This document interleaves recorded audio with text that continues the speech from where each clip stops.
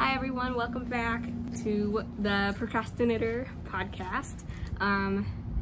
Yes, many things to say today, but mainly, basically, big announcement about the way I've been knitting, but I think I'm gonna save that for the end because it requires some explanation. So I think I'll just start by showing you what I've done since last week. Yes, my name is Jane. If you're new here, welcome. Yeah, thanks for coming. But since last time, I was working on a sock, and I have since finished that sock. This is Barocco Comfort Sock.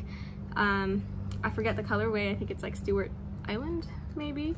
But yes, so as I explained in the last podcast, I got new needles.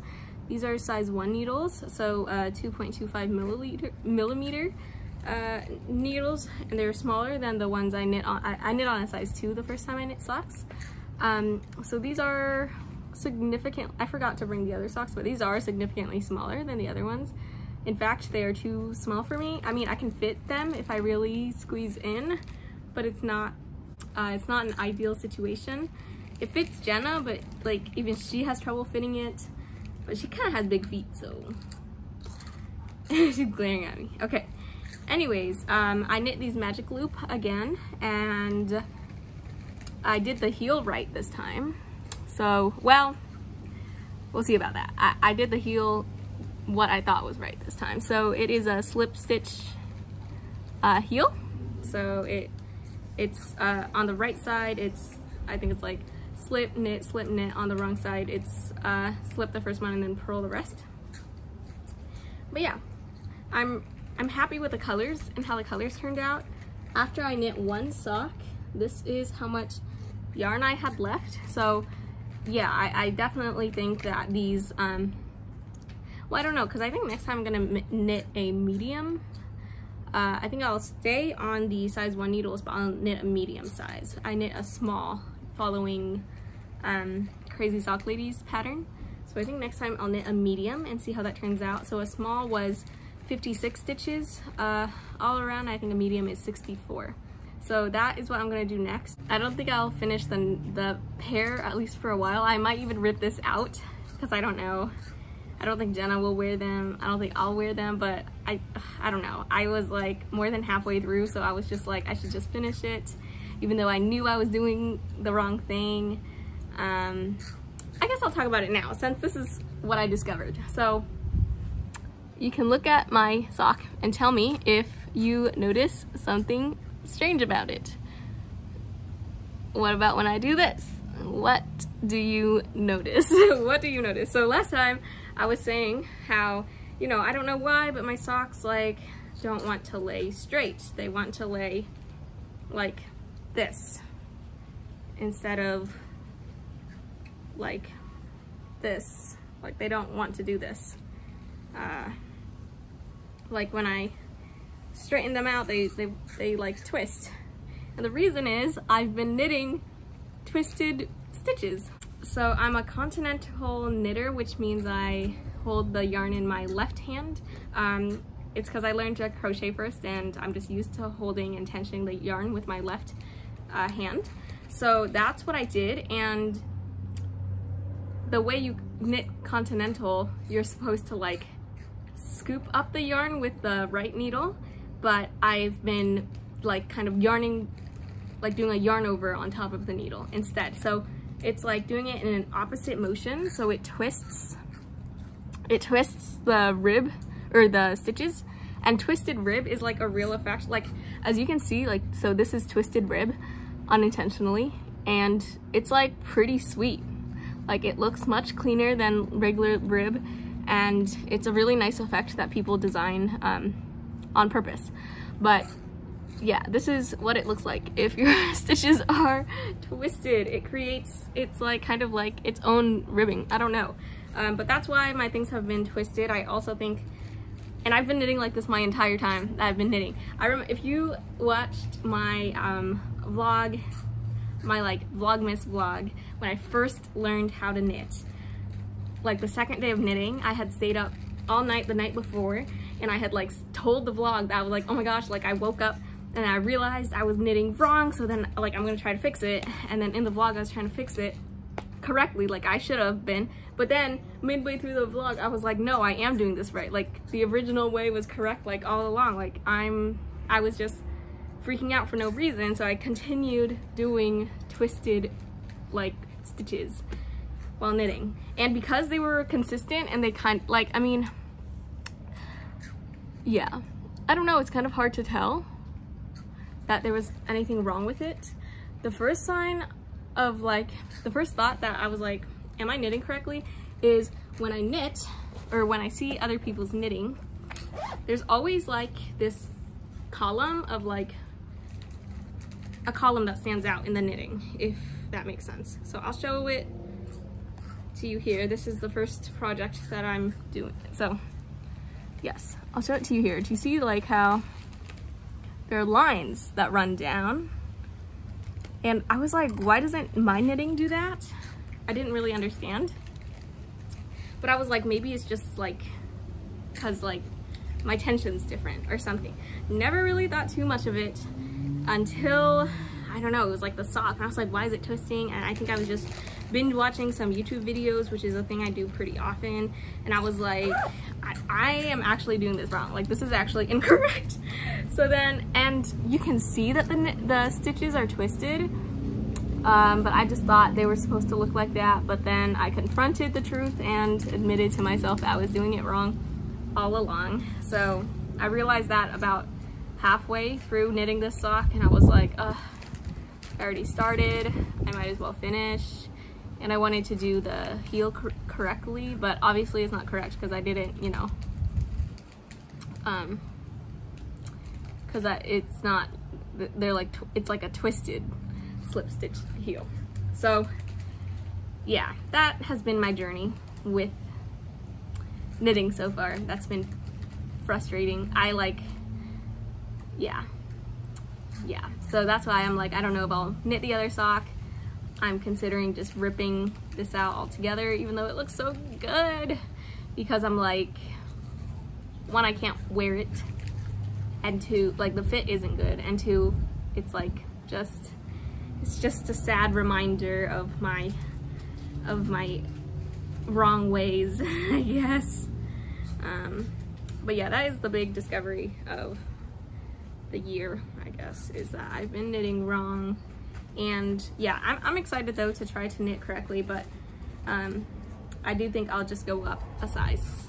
I'll knit a size medium the normal way. So we'll see how that goes. Speaking of needles, I ordered the 22-inch cable. I had been knitting on 30-inch cables before, and it's a pretty big difference. It's so big, and I knit the pair I just showed you on 30-inch cables.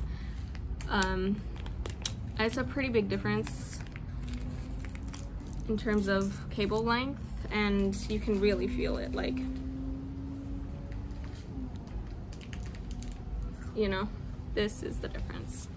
This is like huge, you know? So when I was knitting magic loop on this cable, it was like so much. I had to pull it so long, and it was a lot to keep track of, and that was also an annoying part of knitting those socks too. And I'm actually considering switching to double pointed needles. So if anybody's a sock knitter and has knit on double pointed needles and magic loop, if you could, I don't know, tell me what you prefer, what you recommend. But I am considering switching to double pointed needles just because like the motion of like having to pull the string through has been kind of annoying. But I guess my fear of double pointed needles before were that I would like lose stitches, but I think that I'm like familiar enough with knitting that it would be okay even if I did lose stitches, but I also think I would have more control so I wouldn't lose them in the first place. So I'm not sure, but if anyone has experience like with DPNs, I would love to hear your thoughts. I've never tried them before, but you know, it's a good skill to have, I think. But yeah, oh, I brought my cowl out to show you the difference between twisted stitches and normal stitches. So I guess I'll talk about this first though. So why I showed you this looks like it's the same progress as what I showed last week, but I actually ripped out completely what I had last week and just started this a couple days ago. So I'm, you know, at a similar place I was last time, but it's knitted for real this time. And yeah, you can tell the ribbing is not as neat as a twisted rib would have been, but I just wanted to like practice knitting and purling. So these are what, you know, normal stitches look like. You can see there's not like a twist to them. They're open. Versus this. You can see they have a twist to them. And when you pull it out, it kind of looks ribbed too. So yeah, I don't know how else to show this, but like, oops, I don't want to lose stitches. But like when I pull this out, it's all pretty even, see? Versus the other one where it kind of like becomes ribbed. But yeah, see, I mean, for a garment like this is a cowl if you missed my first episode. For something like this, it doesn't really matter, but for socks, it really bothered me that it wouldn't fold flat. And I'm just like glad I know that I'm knitting correctly now versus before. So that's been all right. I guess the next thing I wanted to talk about is an update on these stitch markers that I got. I got them from Amazon. It's just, I don't know, if you look up light bulb stitch markers, I'm sure these would show up. So for the socks, I had been using these gold ones, and they're like really pretty, but I guess I just wanted to say that I noticed they oxidized. Is that what it's called? I don't know, they just got darker and less pretty. So I guess, but I've been using the rose gold ones for another project, and that hasn't been the case. But yeah, this is what the gold has turned into after just like existing on the sock. Like I wasn't really touching it all that much, just like being exposed to air, if you can see the difference. Yeah, so I guess that's something to like keep in mind, but I don't know how big of a deal breaker that is for people, but that's something I noticed. The kit also comes with like these like solid color coded ones, and I haven't used them, so I don't know like how good or bad they are, like if the color rubs off or anything. I mean, functionally they work fine, but I guess I was disappointed with the rose or with the gold, so I want to talk about that. And then I guess the last thing I wanted to talk about is, oh, actually first I'll say my next cast on is gonna be socks, because I'm trying again. I'm not giving up. I gave up for a long time after but I knit that last sock I showed you like so slowly, like because I was just so sad that I was knitting like incorrectly or whatever. But I'm gonna try again with this. Knit it the correct way on a bigger size with smaller cables. Yeah, I think it's pretty common just in sock knitting in general to knit like at least a couple pairs, if not like 3 or 4, before you kind of like find your groove. And even then, like if you change yarns, like it's different and stuff like that. But this is a Barocco comfort sock, the color 1818. I think it's English Garden, and if you can see these like black and white, it'll come out like checkered, I think. So that will be fun. I'm like excited to see how this works up. But yeah, this is next on the needles. And then I'm going to college soon. So I'm gonna fly to Virginia to hang out with William for a bit.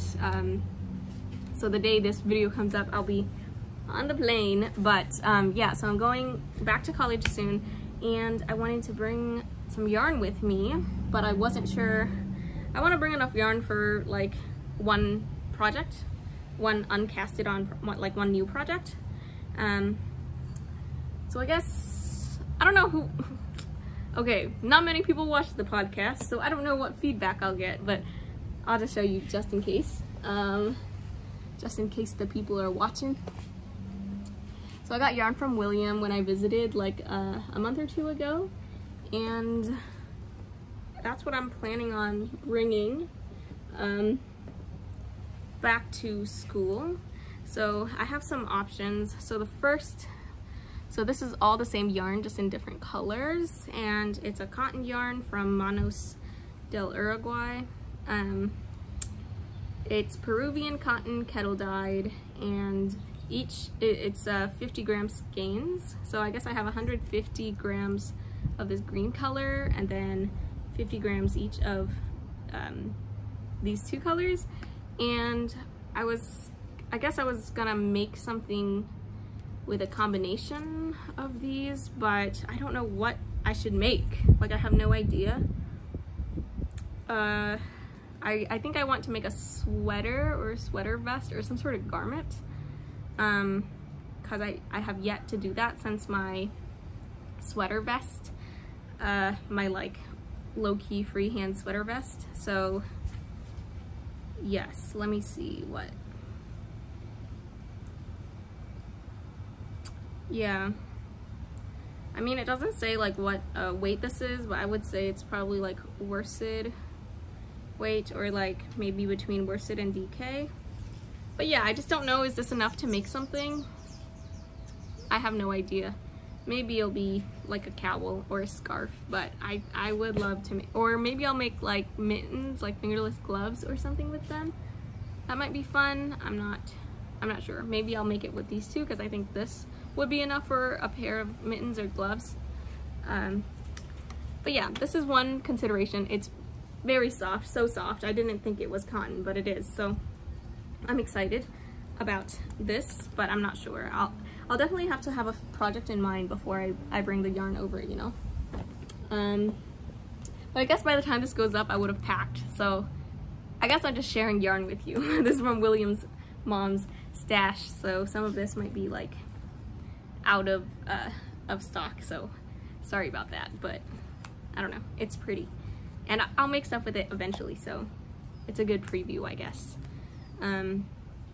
This next one, I don't know why I brought two, but I think I have 5 of these, and I think these are each, yeah, 50 grams, so that means I have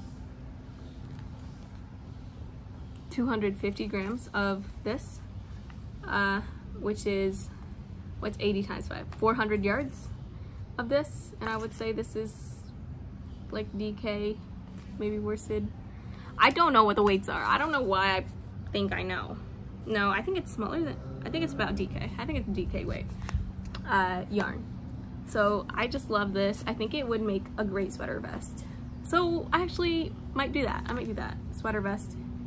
This is Ole Ole Reynolds like brand Ole Ole yarn. I don't know. 60% cotton, 40% acrylic. So yeah, I think I will make a sweater vest out of this. And I also have enough of this to make a sweater. This is Touche, Barocco Touche. It is 50% cotton, 50% rayon.